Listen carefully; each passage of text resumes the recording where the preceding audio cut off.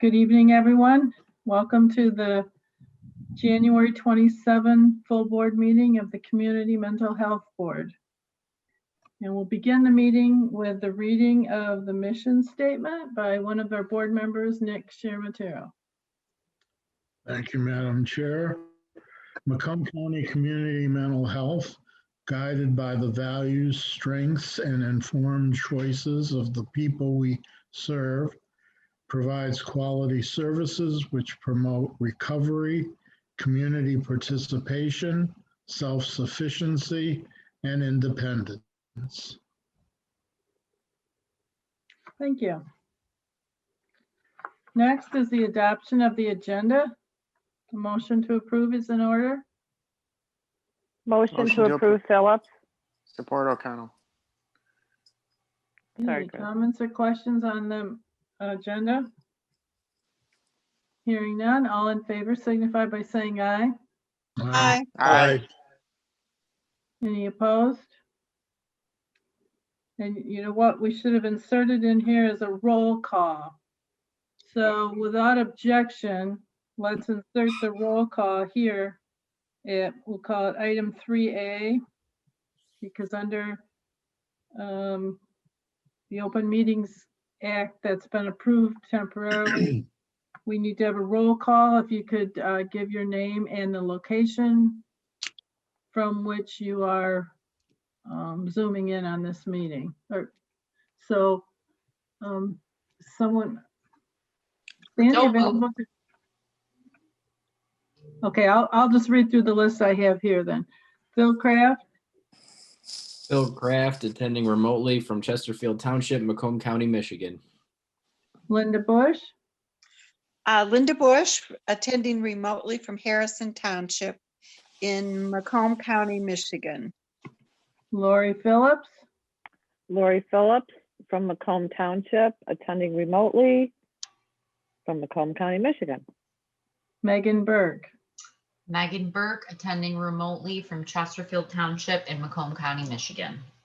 Nick Shermatero, Nick Shermatero, attending remotely from Roseville, Macomb County, Michigan. Ryan Fantuzzi,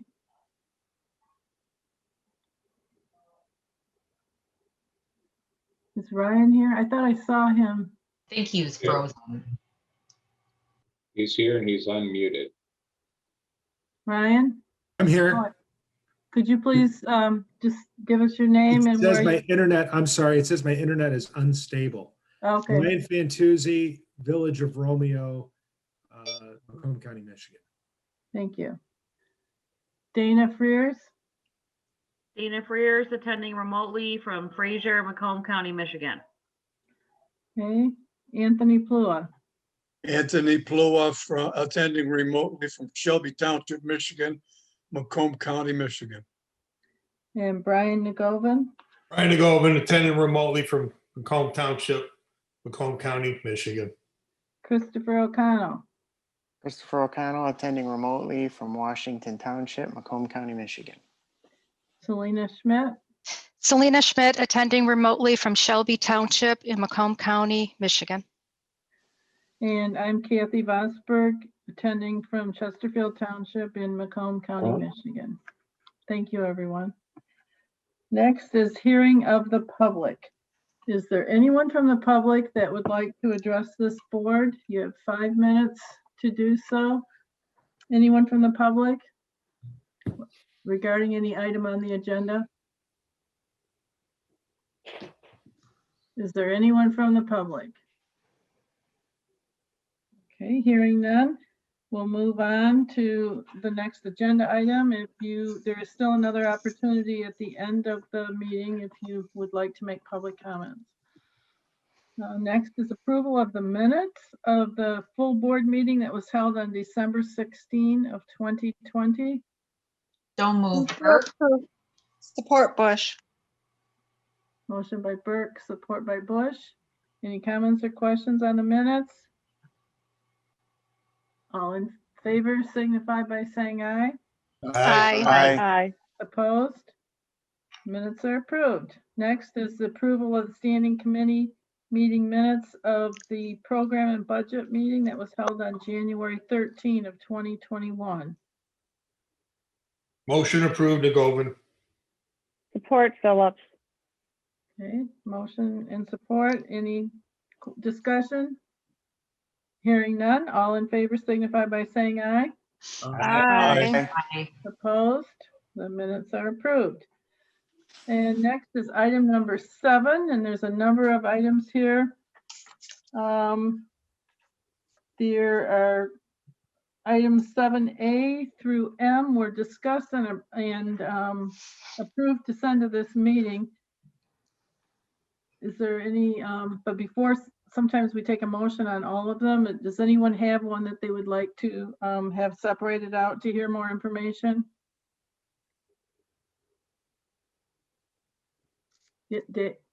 Just, Kathy, we do have additional information on the Doximity contract.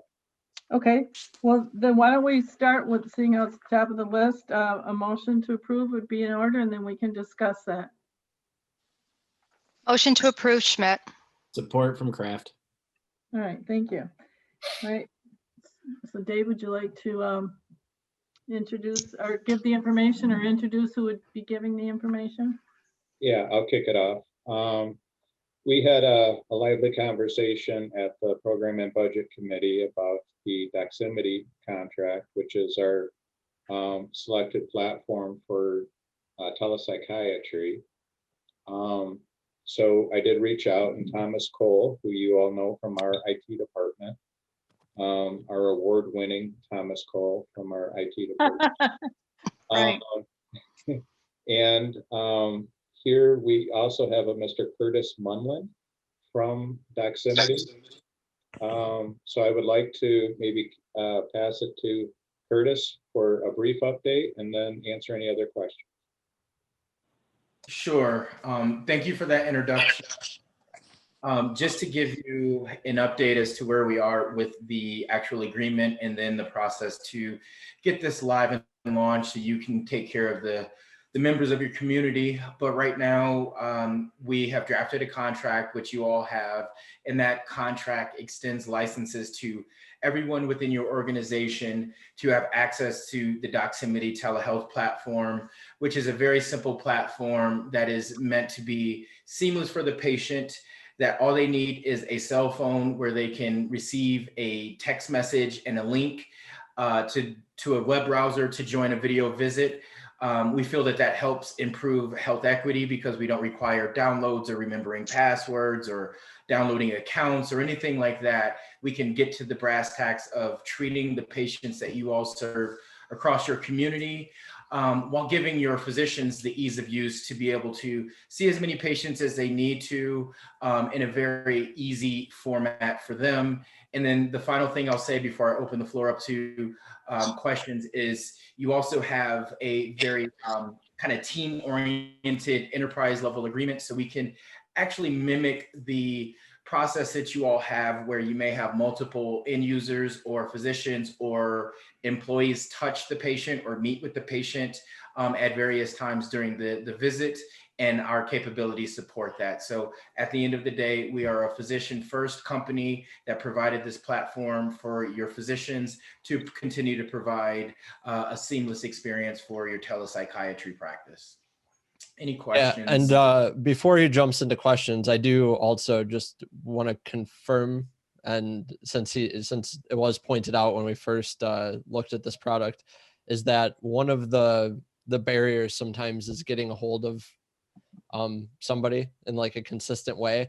And he mentioned cell phone text messages, but he also mentioned that it ties into the phone system essentially in such a way that like if that number that the doctor puts in for the other person is a landline, it's going to call them instead. So there is more, and you can correct me on that if I'm misremembering. You are absolutely correct. It is that type of smart technology. It will also alert you to, similar to one of the board members that had an error message that said their bandwidth is unstable. We have those sorts of messaging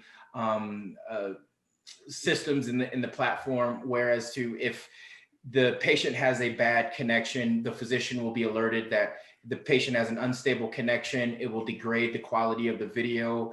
And if it becomes too degraded in terms of quality of the video, we can make a direct call to the patient. And then you can do that within the Doximity platform while masking the physician's phone numbers. So if me, Dr. Curtis Munlin, were to call a patient, normally I would have to push *67 to make it private, which most patients won't answer, or I'd have to divulge my personal contact information. Another feature is your physicians, your users will be able to contact these patients either via text or a voice call or a video call and mask their phone numbers. So it can have a cohesive look and feel where when you call out to the patient, it looks like it's coming from one of your local practices and not the physician's individual cell phone number. And we are very big on, and it's a big mission for us to keep the identity of our physicians safe while you all practice care. So that is another facet and component of the agreement as well. Thank you, Curtis. Thank you. Are there any questions? With Ryan got kicked out and he's coming back in. Okay. Yeah, this is Brian DeGalvin. Yes, Brian. You said that they don't have to click in and use passwords to get in and all that. So how is it secure from anybody else getting in during the time? So it's great. A great question. So first, we're built on some of the largest platforms in Silicon Valley. If the name Twilio means anything to you, that's one of the largest video support companies in the entire country. That's who builds our back-end video platform. It's HIPAA secure. But the main reason that we can eliminate that issue is because the link that the physician sends to the patient is only active 5 hours. So there is no static link where then outside forces or outside people can get access to a static link to join a meeting that they shouldn't. And then the secure and the text message is also secure. So we that is part of our BAA and our agreement that we have with you, that we will protect that, and the patient will be noted, alerted that it is a HIPAA compliant visit as they accept the actual video visit within the text. So we do have gates in there to alert and inform both the physician and the patient of the security of the platform. Thank you. Mm-hmm. Anyone else?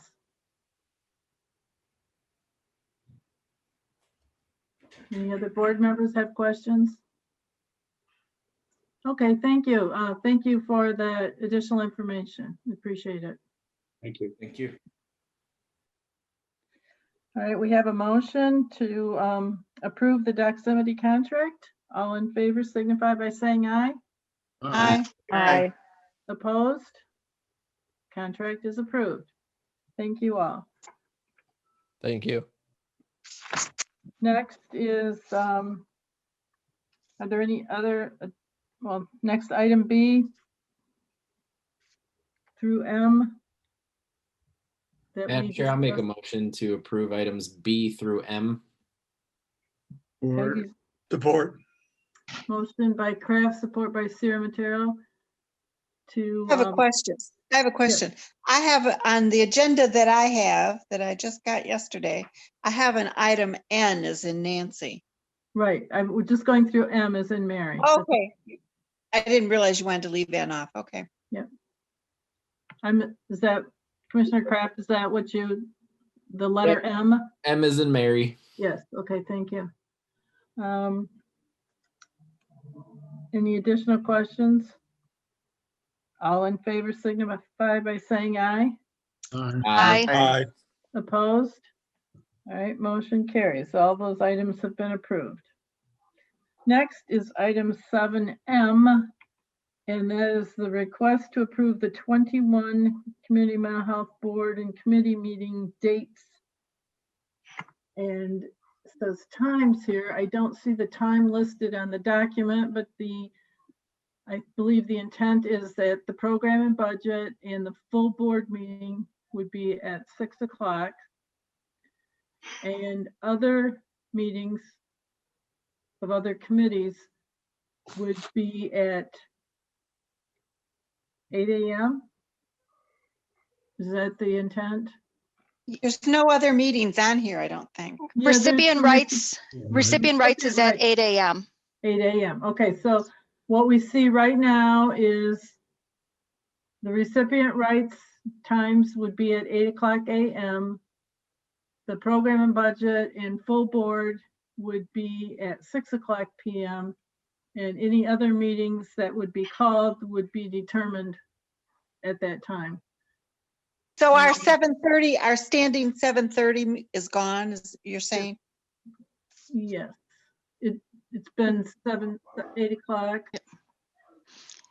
Well, committee meetings were always at 7:30 and then Correct, they were, but they switched it. with Selena with recipient rights, but so I guess my question is, so we're not having the others be at 7:30 routine? Well, as I said, they're not scheduled right now, so when they get scheduled, I guess the board can decide what time they want them to be, or that committee chair. For sure, if there's a committee. That's very confusing to have them all start at different times, but. Okay, well then we'll make it 8 o'clock then. I'm gonna leave it up to the rest of the members to decide what time they want. I'm not getting involved in that one. If we do move the recipient rights meeting, we just have to move it to a different day besides Thursday, because I have a standard meeting every Thursday at 7 a.m. that runs until 8 a.m. So I'm open to that, also moving it to a completely different day. At 8 o'clock? You're saying at 8 o'clock on a different day? Well, we can move it till 7:30 on a different day if everybody wishes to do that. But it's So on we could- Thursdays. I'm not available until 8. So we could retain 7:30 if the board chooses, if we moved the day. I got you. I have a comment also. The February 18th Metro Region dinner, we previously called that 6 o'clock. If that needs to be noted, well, so be it. Yeah, we received a separate invitation to that. I think that being on here is just a courtesy thing for this year. Got it. Thank you. Yes. Yeah, if I could, for the meetings that we are adopting, the time needs to be listed on the sheet for the purposes of putting on the website. That's a requirement of the Open Meetings Act. And that's the only confusion. For those that we haven't called yet, obviously, they have to be posted at least 18 hours ahead of time. And this is Right. subject to change, but the Open Meetings Act does require us to put an annual list of regular meetings. Correct. We'll note the times on. Would- Yeah, just add the times before you put it on the website. Since we're on the subject, do board members want to say their preference of changing away from 7:30? I thought that worked better for people who had jobs to do it at 7:30. Except for the 8 o'clock if Selena needs. I can speak to that. I mean, whether it would be at 7:30 or 8, I work full-time, my job starts at 8. So whether it's 7:30 or 8, I'd be going to work late anyways. So I'm good with either. I feel the same way.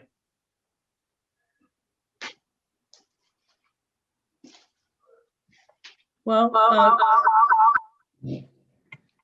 Selena. Oh. Ryan, you're on twice. Oh, I'm sorry, I muted you. Okay. Hang on. Yeah, you have to unmute yourself, Ryan. I clicked so you didn't echo. Can you see me now? Can you hear me now? Yes. I'm sorry, I've been in and out of the meeting. My internet's not working, so I'm on my cell phone now, so it should be good. Sorry about all that. No problem. Did you want to make a comment, Ryan? Honestly, I saw the schedule and we're meeting at 6 and 8 o'clock, it sounds like. I prefer 8 o'clock just because of childcare, but depending on, the meeting, I suppose it could, as long as I know ahead of time, I could rearrange my schedule.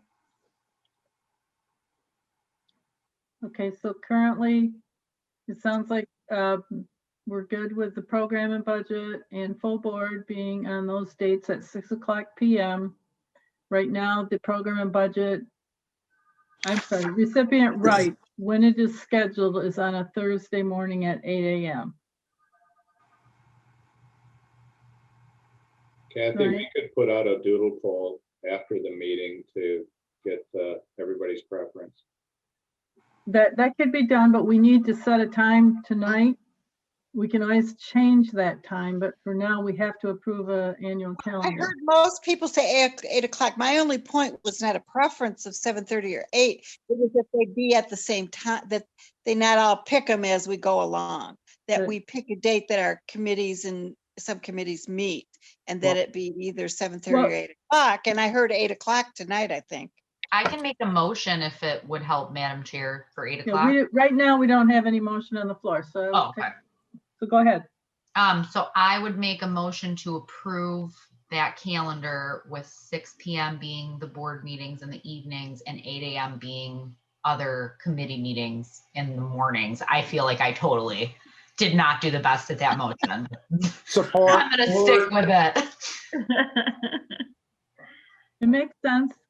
And who supported that? And Brian. Susie. All right. So we have a motion and support. All in favor signify by saying aye. Aye. Aye. Opposed?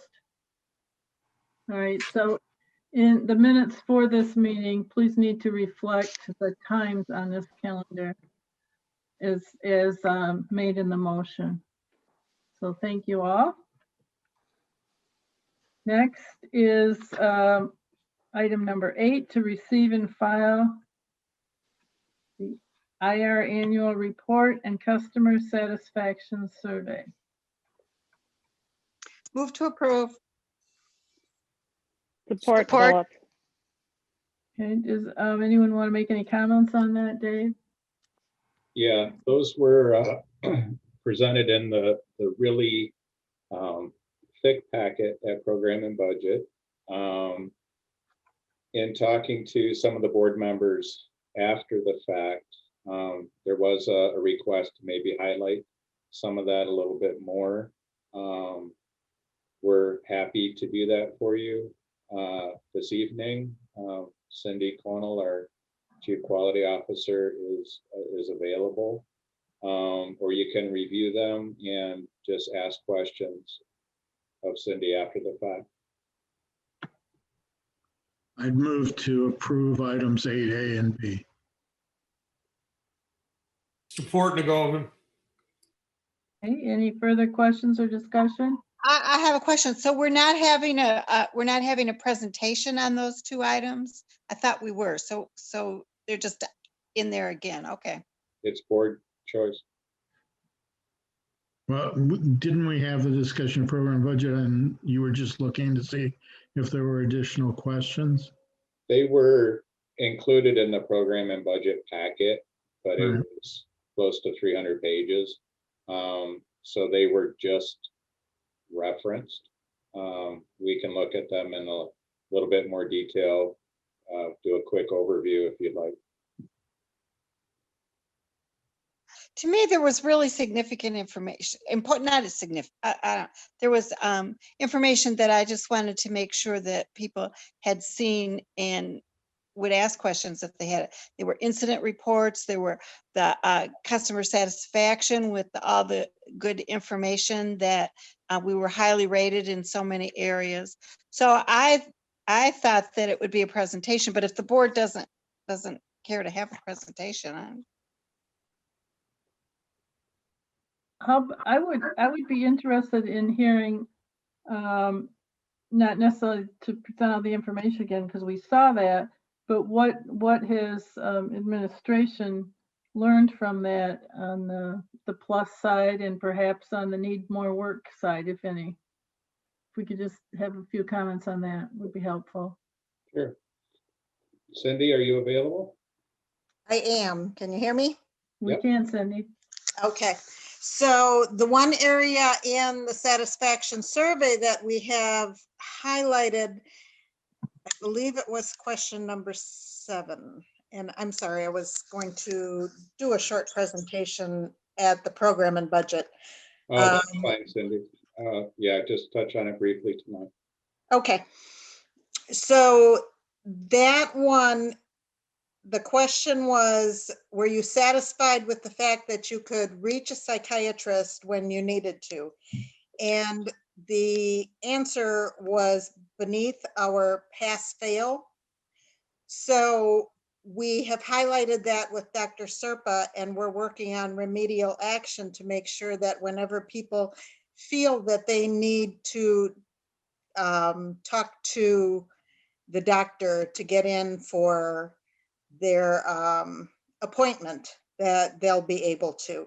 One of the other questions was the question 2, I like the services that I receive here. And our strongly agree and agree came to 87%. If I had other choices, I would still get services from this agency. And that came to 91% that they agree. And you can probably look at the survey to see exactly, what the questions were and things. However, we have looked at those. We got our questions from the SAMHSA survey. We took a lot of the questions from SAMHSA, and we wanted to make sure that we had reliable data. So we were able to provide that that data in our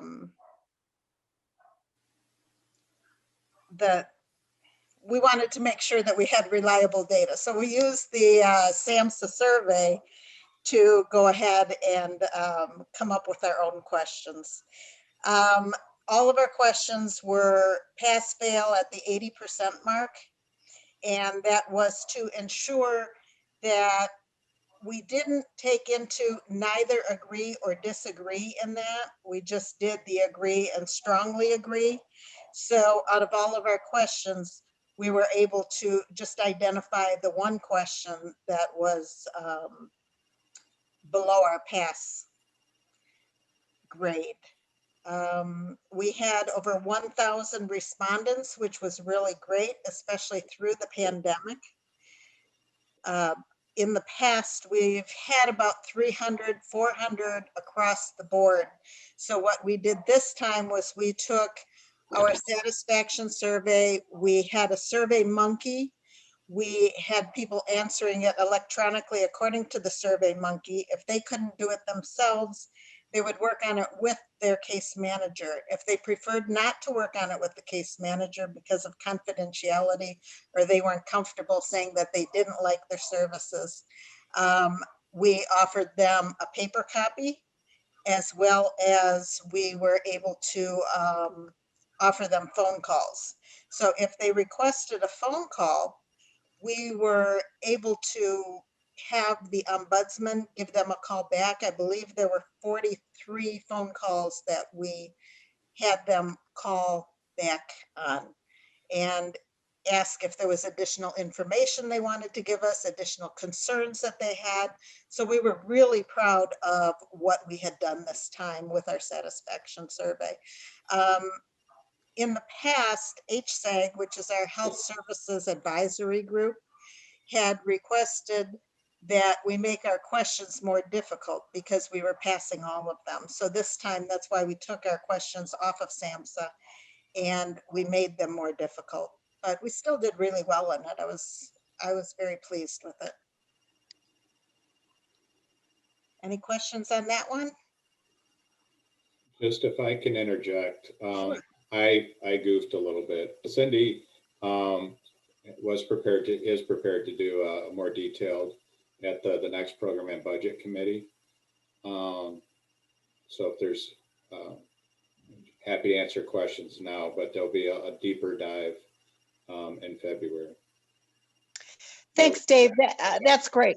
The first report has deaths and falls. It shows a particular vendor being way out of line in terms of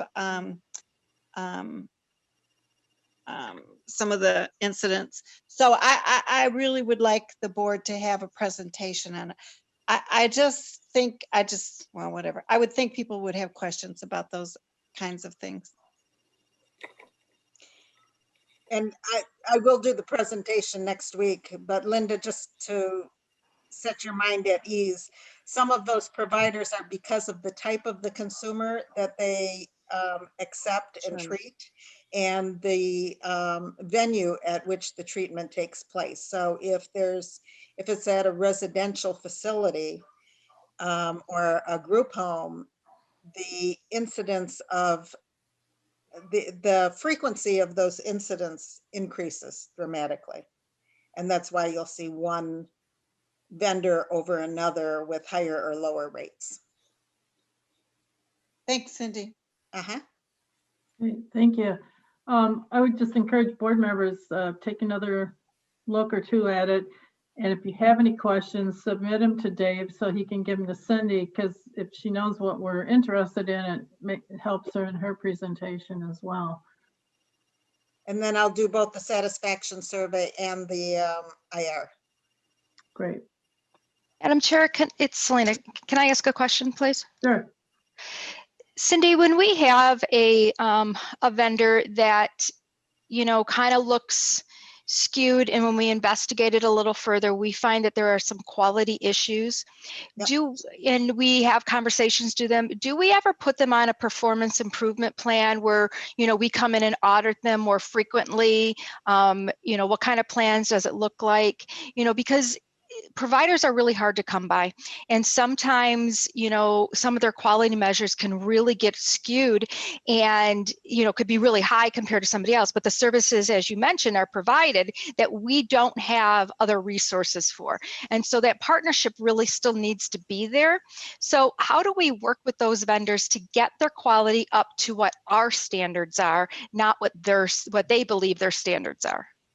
So using the incident reports, we have two methods. One is through the audits. So when we do the audits and we notice that we would like their standards raised a bit, we will poll the rest of the homes within that organization. When it comes to incident reports, which is what the report is, we go over that in our quality council. So in the past, we have identified certain things that we would like improved upon because of the incidents that we come across. One of those is Dr. Serpa sent out a mass email about flu shots, that we had noticed that there were a number of people that hadn't received the flu shots, or through incidents that we wanted to make sure that the flu shots were given appropriately. So, you know, with consumer choice, of course. So Dr. Serpa sent out a mass email about that. We have it's called the Critical Risk Management Committee, and Dr. Serpa is chair of that, and I'm the co-chair. And that's where we do our tracking and trending of each incident. If there's falls, if there's aspiration, we go through those. We make sure that we capture the number of incidents, and then we make a determination, okay, is it just this provider? Is it all our providers? What do we need to do as a corrective action to make sure that these are taken care of? Thank you. One last question, sorry.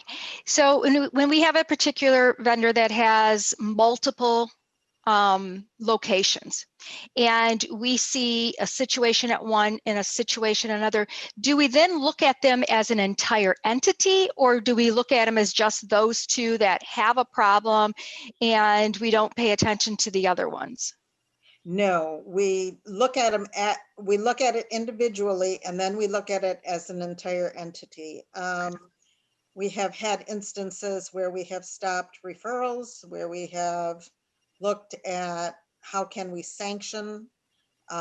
We do it depends on what has occurred and how frequently it has occurred. We have contract compliance meetings that we pull the contract organization in and have discussions with them.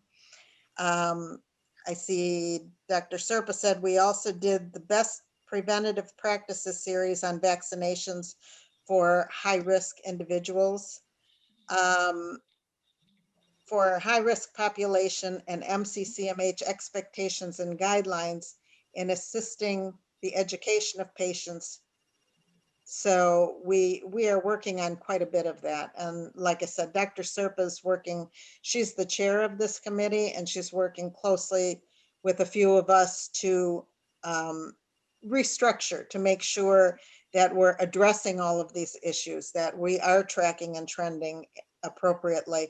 And that once we do that, and we have noticed that throughout one organization or even throughout our organization, if we run into certain specific items that we need changed, we get those changed. We ask for remediation on an individual basis as well as an organizational basis.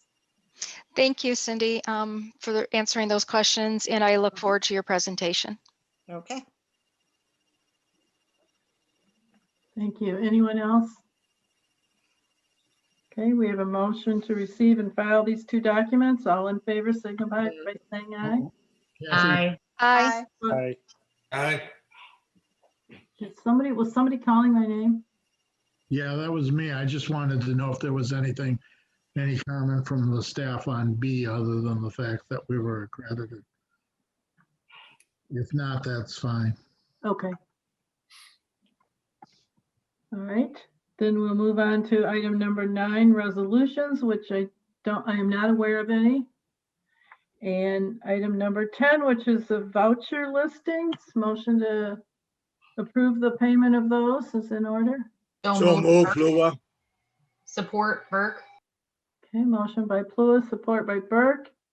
Any discussion? All in favor signify by saying aye. Aye. Aye. Opposed? Okay. Next is the management report, and listed first is the financial report. Good evening. Everyone able to see my screen okay? Yes, we are. Yes. Excellent. So for our report tonight, we have the November 2020 monthly financials. Just to walk through those with some quick highlights. This is an update from our program and budget meeting where we looked at October. As I mentioned in that meeting, for November revenue, we do see a spike in November's revenue. That spike has to do with the DCW revenue received in November for the months of October, November, and December. So the state decided to make that payment to us in a one lump month, which is great for cash flow.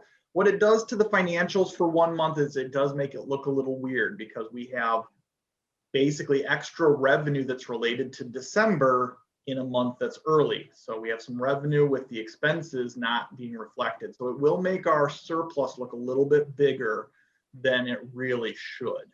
So just wanted to give the board some perspective on that. Even if you take that spike out of November, we are still well above the revenue that we were receiving on a monthly basis last fiscal year. So very strong revenue projections at this point. And so no concerns on that side of the table. Just to add a little bit of context, we also did have the revenue estimating conference earlier this month, and the state is seeing that their revenue estimates are coming in much stronger than what was being projected last calendar year. So that means, from my perspective, a very good chance that we'll continue to see strong revenue performance for the rest of this fiscal year and into next fiscal year as well. But we'll keep our eyes on that and keep the board updated as we go. As we move to the second graph, the number of eligibles stayed pretty flat from October to November, again, reflecting that that revenue spike is really the extra revenue that we're receiving for the DCW, not related to increases in the number of eligible people that we've seen. Moving into our balance sheet comparatives, cash and investments continues to be very strong this month compared to the end of last fiscal year. I will continue to put the disclaimer that we are in the process of closing our September 30 books. The final report to the department, which was initially required or due on March 1st, is being extended We're waiting on additional information from the department on certain questions and concerns that the field has raised about the reports that are required in the format that they put that in. So there will be a little bit of a delay for our final reporting this year until March 31st. But as soon as that reporting is completed, we'll bring that information to the board. And then these numbers will be updated to match that.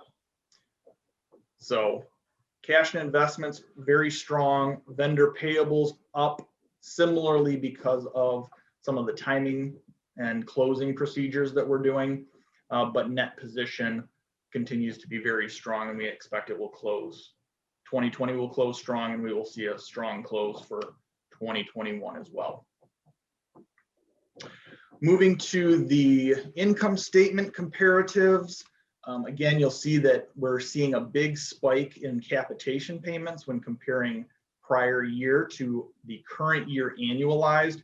This is again where I just want to point out the November spike that we saw, because we're projecting that out for 12 full months, really does skew that a little bit higher. So by the time we get to the end of the year, I don't expect we'll be a full 40 million higher in revenue this year, but we do anticipate that we will be higher in total capitation revenue as compared to prior year. So we'll have a better revenue projection for you next month. The rest of the income statement remains relatively strong. As we have talked about, we'll continue to monitor that on a monthly basis and bring updates to the board. Just a quick highlight on the summary of revenues and expenses by fund source. Medicaid and autism is looking at a surplus through November of about 16.8 million. Healthy Michigan, a surplus of about 4 million. Again, a lot of that surplus is related to the DCW revenue received in November. And so we will spend some of that surplus down as those DCW expenses are getting pushed out to providers. And then state general fund, we're showing a surplus through November of 655,000. The final risk reserve and Medicaid savings that we brought in from last year, again, is about just under 35 million. So we are fully funded in our reserves at the beginning of 2021, and we anticipate ending 2021 fully funded as well. Those are the highlights for the report this evening. If there's any questions or concerns, I'm happy to either try to answer those or research those for the board. Kathy, I have a question. This is Linda. What happens to the amount over the fully funded ISF? There is a formula, but I can't recall it right now. Yes, so the formula for the Medicaid is the first 7.5% we can put into the ISF, so that gets fully funded. The next 5% we could put into savings, so we will fully fund that. And then after that, we share savings with the state. So we get to keep $1, we have to send $1 back to the state of Michigan. That's true until we fully fund the savings at 7.5%. It's called a shared risk corridor. And then over that 7.5% savings amount, then all dollars go back to the state.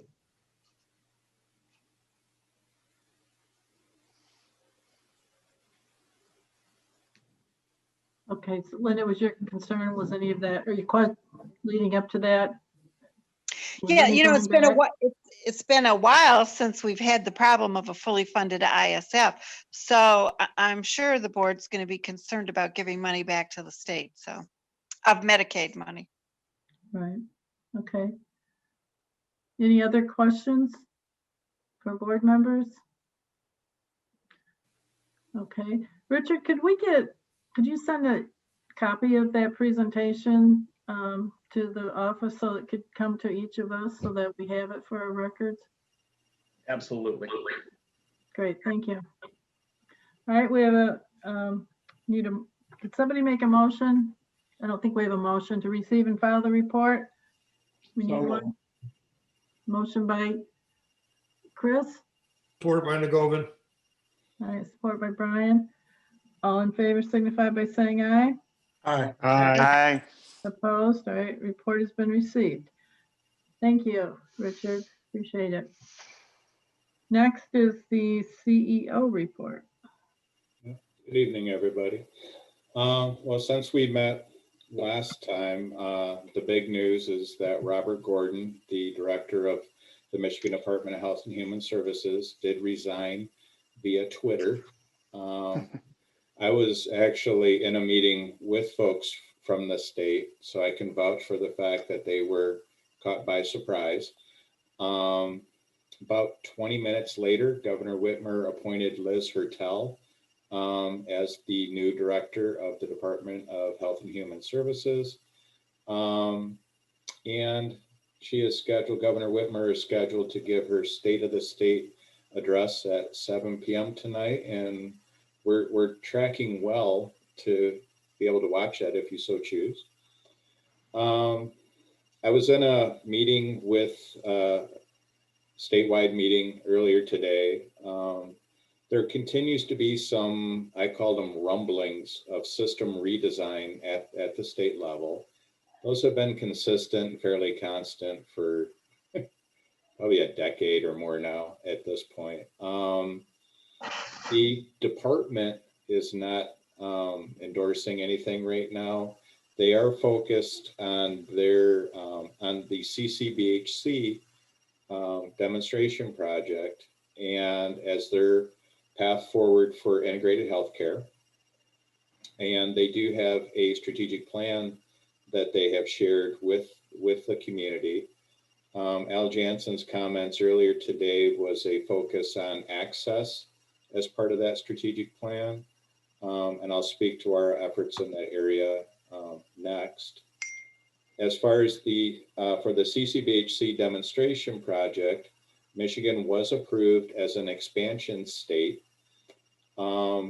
They are working with the 14 sites who submitted the application in 2016.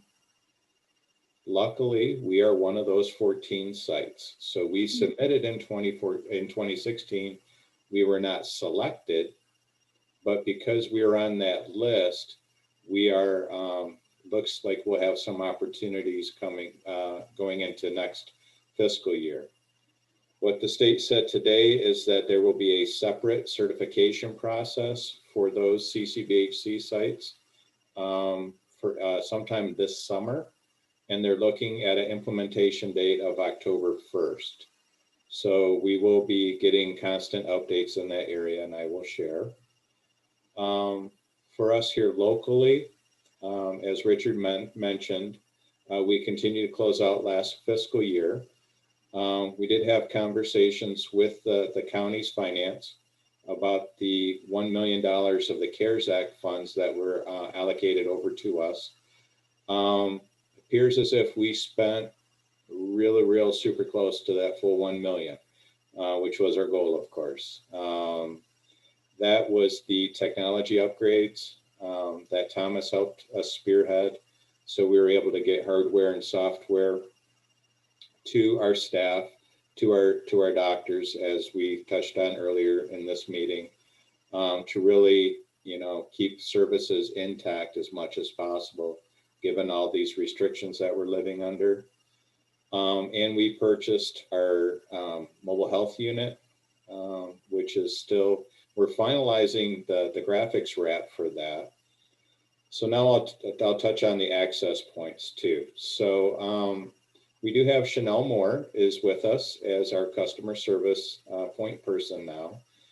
She comes to us with a lot of experience in that area, and she's leading up our efforts. So we do have a customer service department. She'll be working with the staff.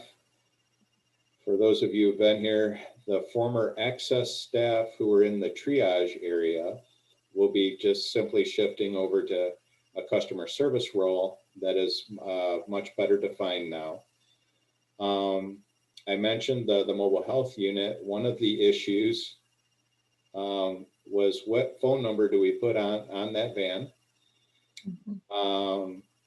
we need to be easier for the community to find us. That's our main goal.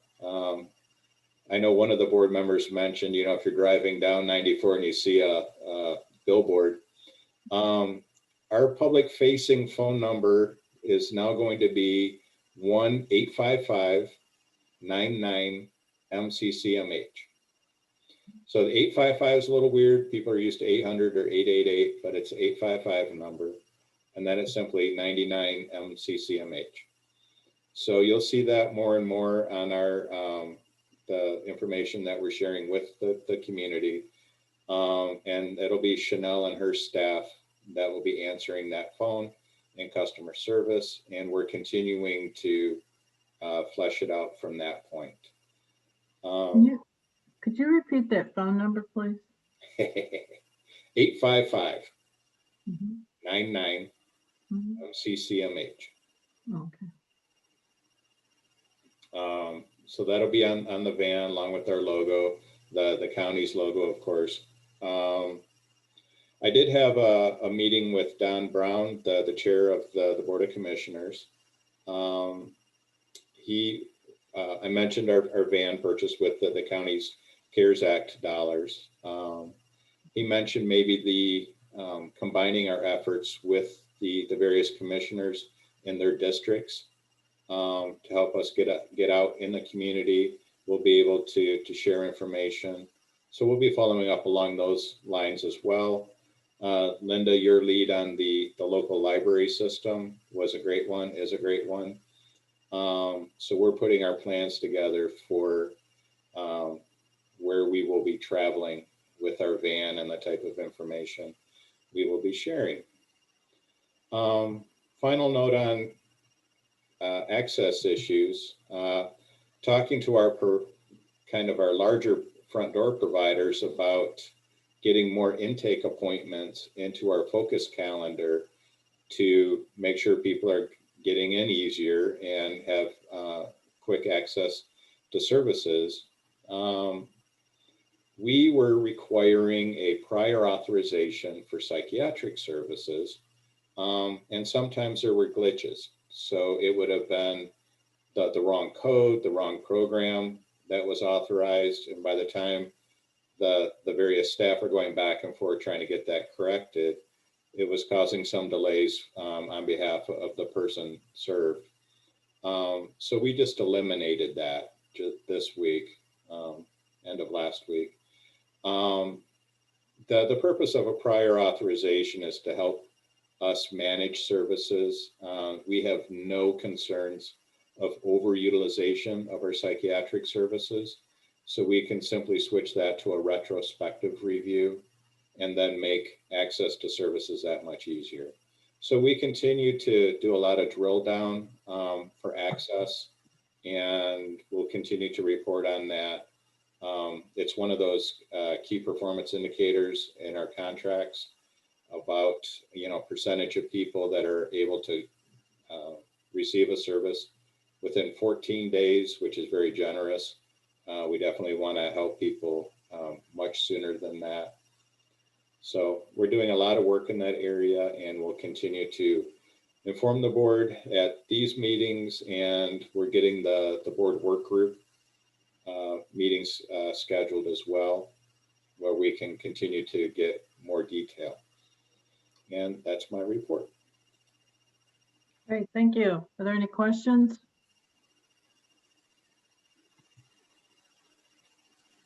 I just have one comment, and I shared this with Dave today. The idea that there's such a problem with isolation in the county, especially with seniors. So I asked him to look at the idea of, in terms of getting the vaccine, to look at the idea of being part of that solution with the mobile van, of being able to provide vaccines. We are working to the with people we serve, to the people we serve. Yep.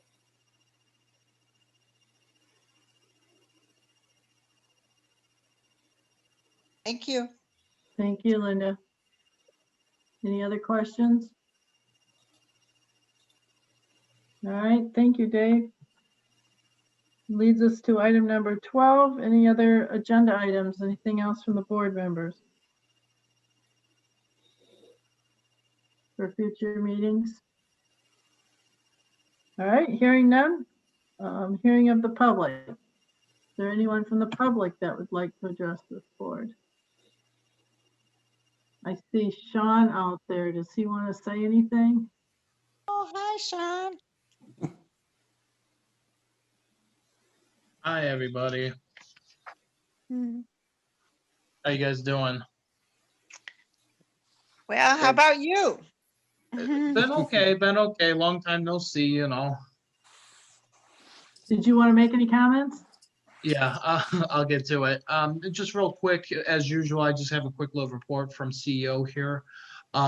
Since about August, we've been back up and running. We do have some of our people serve returning. We're still getting new people. And still accepting them as well. For the most part, our executive directors, supervisors, managers, assistant managers, and some of our direct support professionals have been returning to staff our buildings. From our supervisor level down, are usually on the floor with our people every day. From outings like Meals on Wheels, we're going to parks still, weather permitting, and we're still doing creative academies and such. And slowly we're kind of getting back to more and more of our people serve back, and since the vaccine's becoming available now, it's kind of helping with that as well. So we hope to see kind of a positive spike in person served attendance. And then as well too, in the meantime, the CEO has been working at putting together telehealth, as mentioned before in your guys' bullet points here. For telehealth with us, it's a virtual skill building, skill development, and life skill electronic program.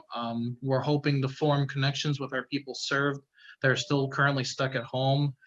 We hope that this telehealth link will be a positive outreach to those we serve and help them keep a healthy mindset.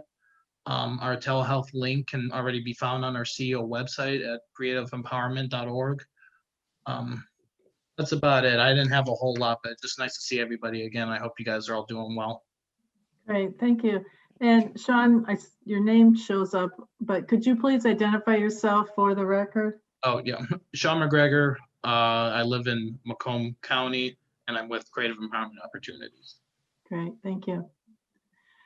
And before we go on to other public comments, we need to run back to, we need a motion to receive and file the CEO report. So moved.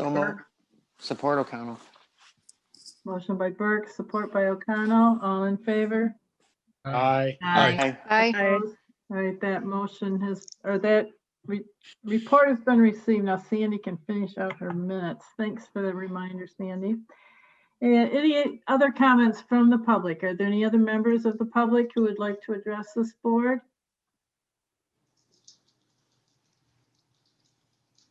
Any other members, participants, I mean, in the meeting? If you do, you need to unmute yourself. Because currently only board members are off the mute. Is there anyone that would like to address this board? Last call. All right, hearing none. We move on to item number 14, which is adjournment. Motion to adjourn is in order. Motion to adjourn. Support. Motion by Phillips, support by Bantuzzi. All in favor signify by saying aye. Aye. Aye. Aye. Opposed? This meeting is adjourned.